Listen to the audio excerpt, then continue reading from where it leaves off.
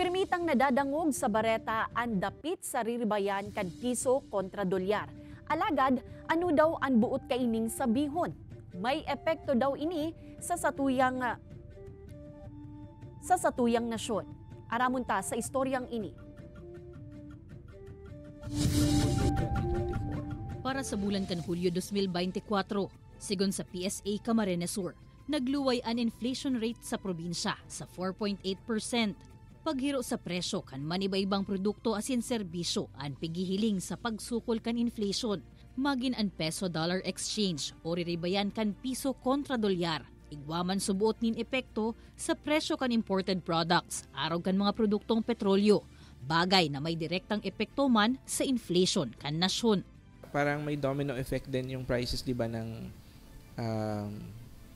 petroleum sa other goods that require transport from different places. Pero hindi naman yun agad-agad nararamdaman. Depende din kasi yun dun sa effect din dun sa goods na yun. Paliwanag kan Bangko Sentral ng Pilipinas, pag sinabing halangkaw o hababaan riribayan kan piso kontra dolyar, sakop kaini ang law of supply and demand. Kabali na ang pag-import asin export nin mga produkto. Pagdakol ang naglalaog na dollar, nagpuput yan yung pressure para bumaba ang palitan nito. Siyempre, dakol dollar digdi sa tuya, nagbabawa mo ng halaga ng dollar.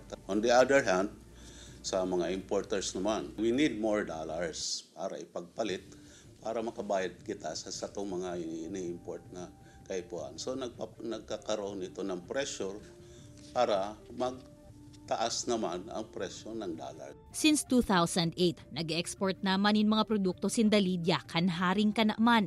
Pili kernels ang mayor na pigpapadara ninda sa Japan asin New York. Sa laog kan 16 years na trading sa global market, masasabi nindang may epekto talaga sa exportation ang ribayan kan piso kontra dolyar.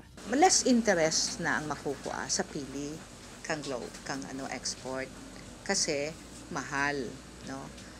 And then, so less demand. For a time, there was a less demand kang export because of the dollar changing rate.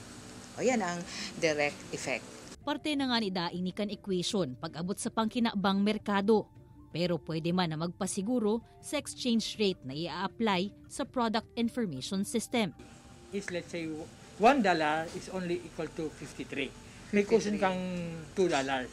Yes. Dahil when you go into a contract with a client, dapat ikaw ang inapod na lock-in price for a certain period of time. Sarupang dapat tandaan pag-abot sa exportation na mayo nin shortcut sa proseso. Kaya importante na kompleto ang gabos na required permit and license. Siring man na may standard na kalidad kan produktong iluluwas. Kaibanan si Carlo Abonita, Jessica Kalinog, Balitang Bicolandia.